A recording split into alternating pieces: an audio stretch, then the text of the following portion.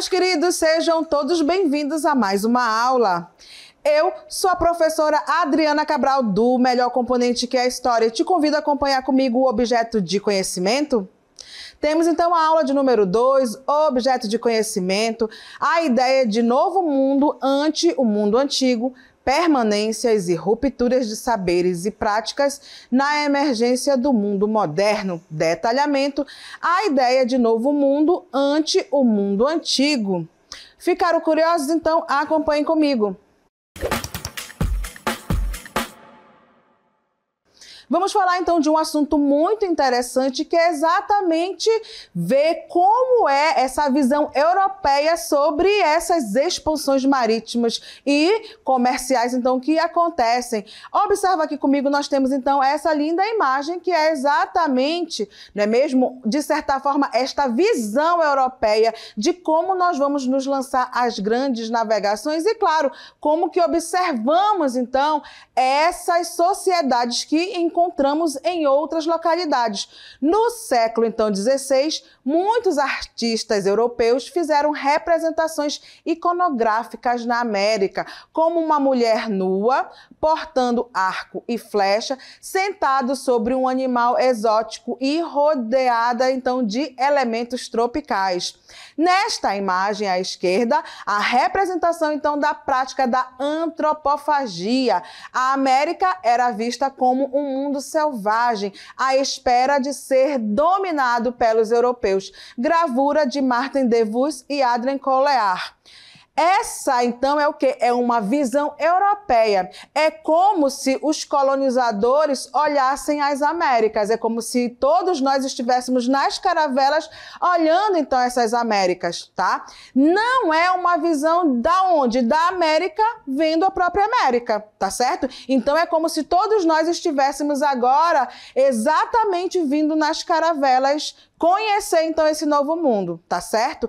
Então, esse novo mundo é o quê? As Américas, tá? Então, o que é o exótico? O exótico, ele é visto, então, como diferente. E, claro, ele também é visto de quê? Com um modo pejorativo. Por isso, nós temos, então, essas imagens que retratam, então, essas Américas. Mas, lembrando novamente, não é como os próprios americanos olhavam, então, essa América. Veja, então, que é o quê? Uma visão europeia, tá certo? Então, olha só, acompanhe agora um videozinho exatamente mostrando também que, apesar de virmos, então, né, nessas caravelas, quem? Os colonizadores, eles também enfrentaram, de certa forma, alguns, né, monstros, algumas mentalidades, então, da época. Acompanhe. No imaginário europeu do século XV, predominava na mente dos navegadores uma mistura de conhecimentos geográficos com lendas e superstições, realidades com muita imaginação. Acreditava-se na existência de países e monstros imaginários. A terra e o mar eram vistos como locais de perigos e maravilhas desconhecidas. Os perigos reais enfrentados eram os ventos desfavoráveis, ameaça de encalhe, lugares estranhos, fome, doenças e sede no interior dos navios. Os perigos imaginários também eram muitos. Havia a crença de que a terra era achatada e que aqueles que se afastassem muito do litoral cairiam no abismo, ou de que na altura da linha do Equador os navios se incendiariam e que o mar era habitado por monstros terríveis. Podemos ressaltar que a visão de mundo neste período era eurocêntrica, com uma compreensão limitada do mundo e com crenças religiosas e mitológicas que influenciavam a interpretação da realidade. Nesse contexto temos: na visão eurocêntrica, a Europa era o centro do mundo, e a compreensão de outros povos e culturas era marcada por preconceitos e julgamentos. No imaginário e superstição, acreditava-se em monstros marítimos, homens selvagens, canibais e outros seres fantásticos, tanto na Europa quanto no Oriente. Influência religiosa com a fé cristã desempenhava um papel importante na visão de mundo, com crenças sobre o paraíso e o inferno, que influenciavam a interpretação do novo mundo. O novo mundo parecia com o inferno. A expansão marítima e o contato com novas culturas despertavam o medo do desconhecido e a curiosidade, alimentando o imaginário de perigos e maravilhas. Perigos e Maravilhas era como o mar era visto, um lugar imprevisível, com tempestades, monstros e outros perigos, mas também como um caminho para terras desconhecidas e riquezas. As interpretações negativas e positivas na visão europeia do Novo Mundo oscilava entre a idealização de um paraíso e a demonização dos indígenas com base no imaginário europeu. Nesse contexto de superstição e imaginário, imaginar a ida do homem desbravar novas terras em busca de especiarias e encontrando novos locais antes desconhecidos era a promessa de um novo mundo. Impulsionado pela ganância e pela curiosidade, era irresistível. Então, observem aí que mesmo esses navegadores, eles também vão, de certa forma, enfrentar, então, aí esse imaginário. Porque nesse período, acreditava-se, então, que a Terra ela não era redonda. Ou seja, existia, então, inclusive nos mares, monstros marinhos e etc. Então, era uma mentalidade daquela época que nós estamos falando, que é aí, né, o início, então, dessa idade moderna, tá certo? Então, vamos lá. O que levou então os portugueses a se aventurarem a navegar então no mar aberto, tá? E temos então algumas respostas, como por exemplo a resposta religiosa, o desejo dos portugueses de expandir a fé cristã e combater o que chamavam de infiéis, que eram quem? Os árabes muçulmanos que estavam ali se expandindo. Temos também ali, olha só, a busca de especiarias. E quando a gente fala em especiarias, lembrem-se aqui, especiarias era algo que era vendido, era exótico e tinha alto lucro, tá certo? Para os países, então, que fossem vender essas especiarias. E as especiarias, então, né, eram importantes produtos de venda e arrecadações, gerando muito lucro. Então, nós temos aí uma motivação econômica. Vejamos, então, algumas especiarias. E olha só, nós temos, então, aqui, olha só, a canela. A canela, então, ela é originária do Ceilão, é a mais antiga das especiarias. Hoje, além de tempero, é usado como aromatizante na fabricação de licores e outras bebidas, na feitura de doces, como estimulante, como remédio. Temos também aí o açafrão. Olha só, então, temos aqui, então, o açafrão, que é a especiaria mais cara do mundo. Os monges budistas tingiam, suas vestes com o amarelo, né, do açafrão, ligado, então, aí ao simbolismo do quê? Da iluminação e da sensatez. Então, observa a importância, lembra lá do lucro. Vamos falar, então, olha só, uma outra especiaria que é o cravo, também chamado de cravo da Índia ou cravinho. Embora conhecido desde muito antes de Cristo, só chegou à Europa no século IV. Apenas no século XVI, os europeus chegaram às Ilhas Molucas, lugar de origem, então, do cravo. Vamos, então, ver uma outra especiaria, que é o gengibre. Ele é originário, então, da Índia e da Malásia, encontrado por Marco Polo e por viajantes europeus posteriores, adaptou-se bem, então, à América, usado na confecção de pães e doces, nas indústrias de carne, de licores e bebidas leves, em pastas de dentes e chicletes e na perfumaria. Temos também, então, o quê? A pimenta. Principais tipos de pimenta, então, nós temos a pimenta preta, a pimenta branca, a pimenta longa. Era muito apreciado pelos antigos. Foi a mais usada na Europa até a Idade Média. Temos também aqui, olha só, a noz moscada, nativa das Ilhas Banda, nas Molucas, lá na Indonésia. No interior do fruto, apesar da semente, a noz moscada está coberta por uma malha avermelhada e a maciz. Ambas são usadas hoje na culinária, como os doces, molhos, picles, carnes, na perfumaria como bebida medicinal e estimulante. tá? Então, observa que essas especiarias, elas têm o quê? Alta lucratividade. Então, você imagina lá nesse período moderno, lá no século XVI, chegar então, né, lá no seu país, seja lá em Portugal, lá na Espanha, Inglaterra, França, chegar então com um navio cheio dessas especiarias, ia lucrar e muito. Então, vamos ver agora quanto aos motivos religiosos para os portugueses. Nós temos, então, aí, por motivos religiosos e comerciais, o rei português, o Dom João I, ele organizou em 1415 uma grande expedição que tomou dos muçulmanos a cidade de Ceuta, no norte da África. Fato é tido como o início da expansão marítima portuguesa, onde colonizaram e expandiram a fé católica. Vamos então aí às grandes expansões. Então, primeiramente vamos, claro, falar sobre Portugal, né? Que é aí o pioneiro, né? O primeiro das grandes navegações. Então, Portugal, ele foi o pioneiro nas grandes navegações por vários motivos. Alguns deles, nós temos então essa centralização de poder feita lá em Portugal, né? Foi então aí o primeiro país europeu a possuir uma monarquia centralizada, um rei com o controle sobre o território do reino, tá certo? Temos também aí a Revolução de Avis.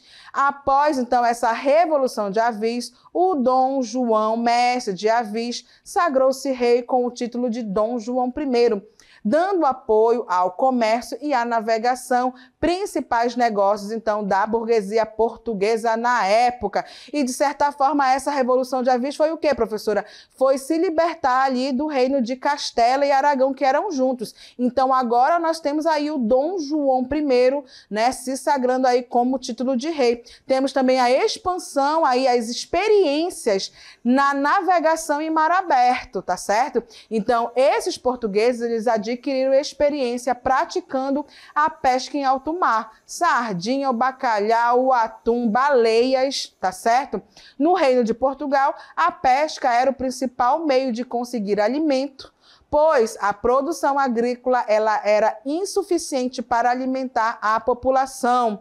E temos aí também o quê? O desenvolvimento de técnicas e conhecimentos necessários à navegação. Os portugueses aperfeiçoaram mapas, adaptaram a bússola às suas embarcações e inventaram as caravelas, tá certo? Então, são tecnologias daquele período. Olha só, acompanha comigo, nós temos então a caravela. Ela é uma invenção portuguesa, com certeza. Hoje sabemos que foram os portugueses os primeiros a projetar e construir uma caravela, fato ocorrido por volta de 1440. Sobre, então, essas caravelas, além de serem ligeiras e fáceis de manobrar, as caravelas elas podiam entrar em rios, contornar bancos de areia e zarpar com uma certa velocidade no caso de um ataque. Além disso, podiam também efetuar manobras rápidas que dispensavam o uso de remos, navegar em zigue-zagues e eram capazes de navegar contra o vento. E nós temos então, olha só... Agora nós vamos falar exatamente sobre esses avanços, então, portugueses, tá certo? Se lançando, então, a essas grandes navegações. Temos aí, em 1419, eles chegaram, então, às ilhas da Madeira, lá na África. Temos, então, 1443, eles atingem a ilha de Arguim, junto ao Rio do Ouro, e, no ano seguinte, o Rio Senegal. 4 anos depois, criaram a primeira feitoria e iniciaram o comércio com os africanos, que envolvia principalmente ouro em pó, escravizados, armas de fogo e pólvora. Temos também aí 1456, eles chegam às ilhas do Cabo Verde e constroem engenhos de produção de açúcar utilizando mão de obra africana escravizada. Temos então o ano de 1488, o Bartolomeu Dias contorna o Cabo das Tormentas, situado no extremo sul então da África. Dom João II muda muda o nome do local para Cabo da Boa Esperança. Temos então aí 1498, Vasco da Gama chega a Calicut, na Índia, uma das mais importantes fontes aí de especiarias orientais. Então, o caminho para movimentar a economia portuguesa foi encontrado, né, porque as especiarias, né, tinham aí o que? Seus lucros extraordinários. Então, vocês imaginem aí, não é mesmo, chegar então, né, com essas caravelas, com barco cheio então dessas especiarias, muito lucro para esses países que conseguiam esse feito. Olha só, e claro, não podemos deixar fora, né, de fora o quê? A data de 1500. Por quê? Porque os portugueses, então, eles chegam ao Brasil, né? Então, não é utilizado mais a palavra descobrimento, mas achamento, né? Qualquer uma outra palavra do que descobrimento. Por quê? Porque aqui já existiam, então, né, a população nativa, hoje chamados de povos originários. Mas, inclusive, naquele período, né, eles denominaram de índios, porque eles achavam piamente que tinham chegado às Índias. E, ao contrário, eles chegaram, então, num novo continente. Olha só, acompanha comigo. Temos, então, olha só, aqui exatamente esse contorno, né, aqui da África, que é, então, aqui embaixo, tá? O Cabo das Tormentas, que acabou se chamando, então, de Cabo da Boa Esperança, tá? Portugal, então, perceba, ele sai da Europa e vai conquistando outras áreas. Portugal, então, ele abriu o caminho marítimo para o Oriente, ergueram-se feitorias nas áreas banhadas pelo Oceano Índico, ao mesmo tempo com a chegada de Cabral à região mais tarde conhecida, né, como Brasil. Os portugueses ergueram feitorias também no litoral leste da América do Sul.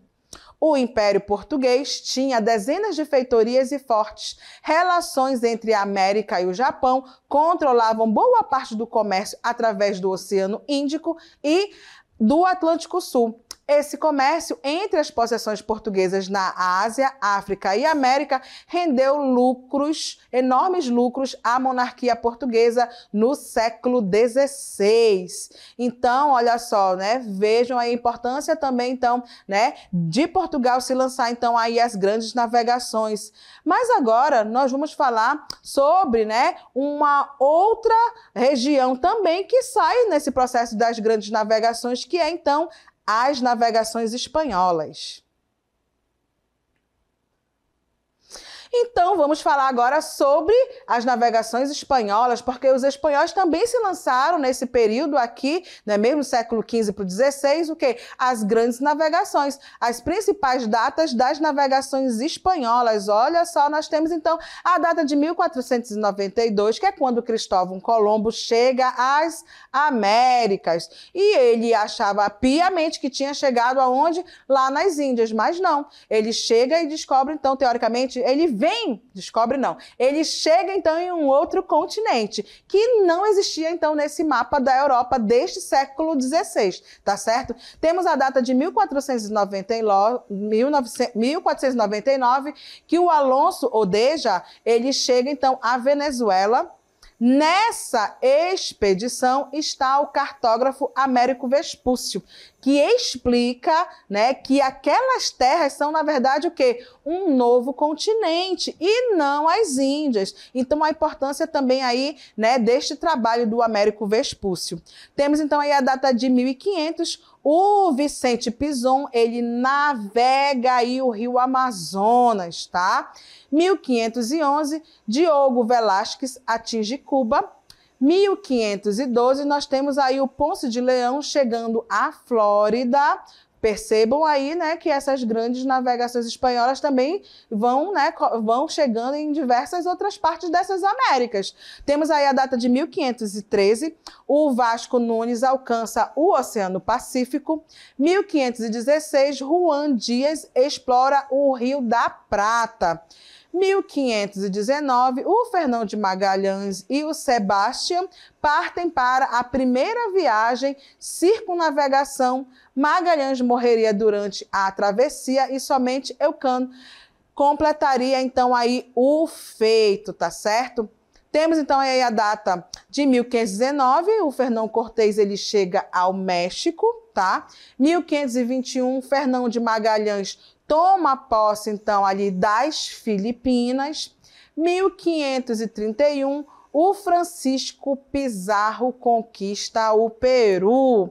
Então, observem, né, que esses espanhóis, eles vão chegando em diversas partes, então, dessa América. Já chegaram ali no México, agora eles vêm, então, ali para o Peru e continuam. 1537, o João chega ao Paraguai. 1540, o Pedro de Valdívia descobre o Chile, ou ele chega lá no Chile, tá?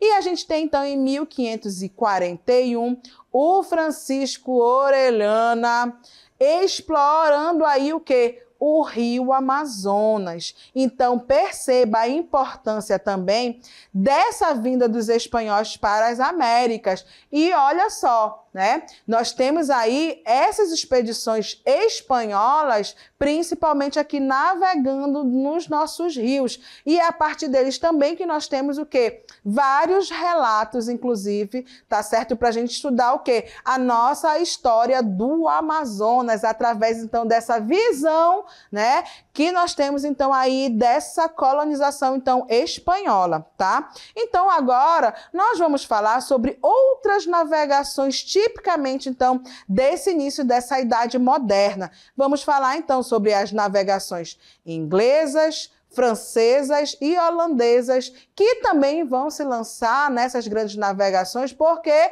Porque eles estão, então, na busca por especiarias, tá? Então, ingleses, franceses e holandeses, eles também cobiçavam as especiarias orientais. Lembra lá, professora, por que todo mundo está se lançando às grandes navegações? Porque as especiarias, elas dão muito lucro, tá certo? Então, para chegar a elas, eles navegaram em direção ao Oriente, então, por diversos caminhos, tá? Temos, então, aí, olha só, a Inglaterra. Em 1497, o navegador Giovanni Caboto, navegando a serviço da Inglaterra, tentando chegar ao Oriente pelo extremo norte, acabou explorando alguns pontos, então, da América do Norte, tá? Que hoje supõe ser o leste, então, da onde? Do Canadá. Então, a Inglaterra chega ali, né, para essa parte que hoje nós conhecemos atualmente, né, como os Estados Unidos, tá? Então, olha só, vamos falar agora sobre a França. Em 1534, foi a vez, então, do navegador francês, o Jacques Cartier, buscar uma passagem para o Oriente pelo extremo norte. Ele explorou o rio São Lourenço e tomou posse em nome do rei da França de parte dos atuais Canadá e Estados Unidos, né, que era naquele período conhecido, né, vai ser conhecido logo depois como as 13 colônias. Então, percebam, Estados Unidos, nós já vimos, chegou ali a Inglaterra, chegou a França também. Exatamente por isso, temos vários idiomas que são falados, né, dentro dos Estados Unidos. Tanto ingleses como franceses daquela época dedicavam-se o quê? A pirataria. Lembra lá? É procurar, então, ali as especiarias. Vamos falar, então, sobre a Holanda. Lançou-se, então, as grandes navegações no final do século XVI, porém, em poucas décadas, conquistou terras em diversos continentes, como a região do Cabo, na África, Java, Ceilão e Ilhas Molucas, na Ásia, Nova Amsterdã, a atual Nova York, que fica lá nos Estados Unidos, né? Antilhas e olha só, e Nordeste do Brasil. Então, nós temos uma invasão holandesa aqui no Brasil, porque eles vão querer entrar no comércio do açúcar. Então, nós temos aí a Holanda chegando na América, né, em pleno século XVII. E, claro, ali a gente, né, vê ali, então, esses holandeses tomando ali, né, mesmo uma parte do Nordeste, que era produtor de açúcar no Brasil. Então, as grandes navegações, elas procuraram mudanças mudanças, rupturas, elas provocaram, na verdade, mudanças, né, rupturas, então, nesse cenário mundial, como, por exemplo, o Oceano Atlântico, ele passou a ser mais importante do que o Mar Mediterrâneo, como via de comércio, o que acarretou o declínio das cidades italianas e a ascensão dos países banhados pelo Oceano Atlântico, como Portugal, Espanha, Inglaterra e França. E vocês acompanharam comigo aqui, são esses países que se lançam, então, às grandes navegações. Eles buscam, então, aí o quê? As especiarias, lembra lá, é muito lucro. Ao mesmo tempo que tentando, então, navegar ali para o Oriente, eles encontram, teoricamente, ali eles, né, aparece, então, no mapa dessa Europa o quê? A América, o continente americano como um todo, tá certo? E é importante lembrar, então, sobre esse processo, então, das grandes navegações, olha só, no final, então, do século XV, ao buscarem rotas marítimas para o Oriente, os navegadores europeus encontraram um continente que desconheciam.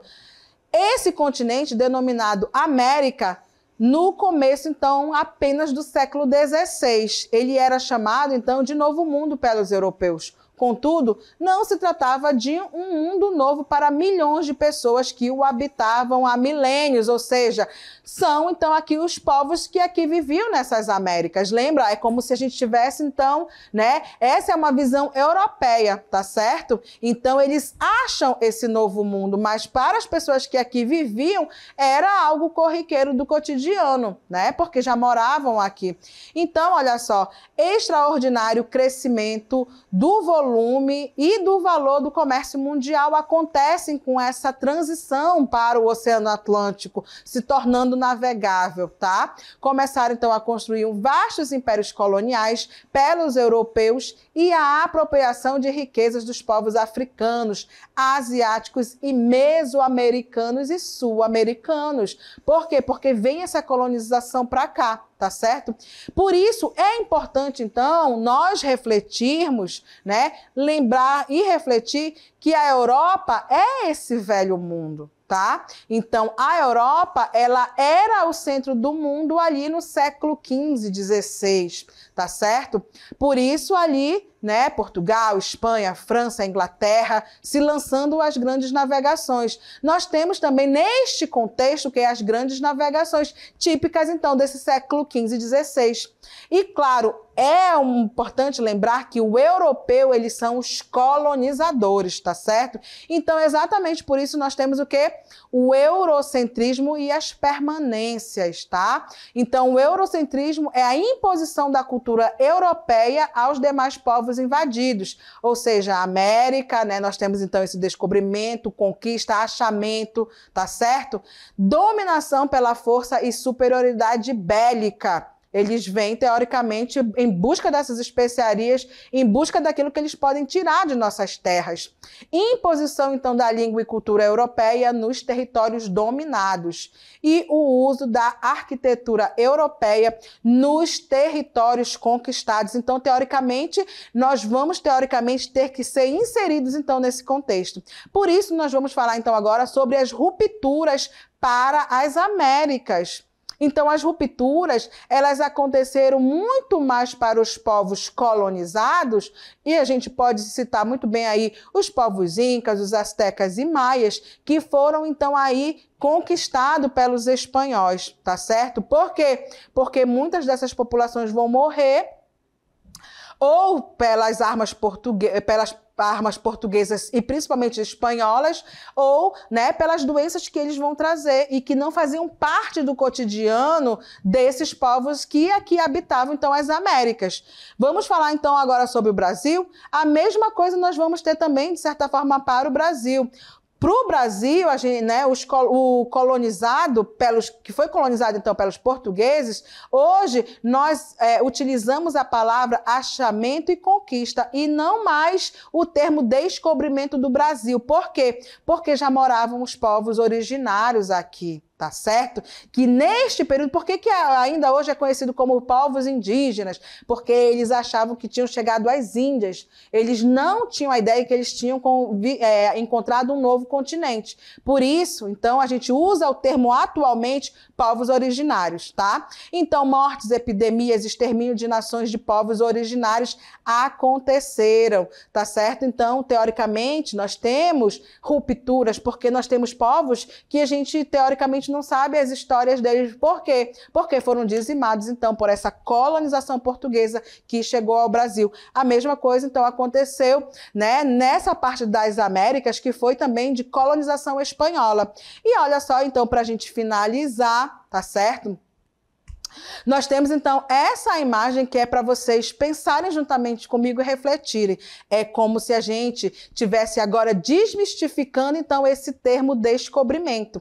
Os territórios encontrados já eram habitados por outros povos que possuíam seu próprio modo de vida, com divisões sociais, economia, desenvolvia aí a sua organização política. Contudo, essas características não eram semelhantes a europeias e por isso elas foram excluídas da historiografia oficial. Por isso, alguns termos ficaram sendo usados erroneamente por anos, como o termo descobrimento e índios. Então, hoje, achamento, conquista, povos originários. Se nós formos olhar, então, essas imagens que aparecem aqui para vocês, nós não somos assim, né? Não tem como, né, sermos assim, porque, teoricamente, encontramos pessoas iguais aos europeus, só que vivendo em um outro modo de produção, um outro modo de existência, em contato com a natureza, né? Enquanto eles já estão pensando no dinheiro, no capitalismo. Então, percebam que essas imagens que foram feitas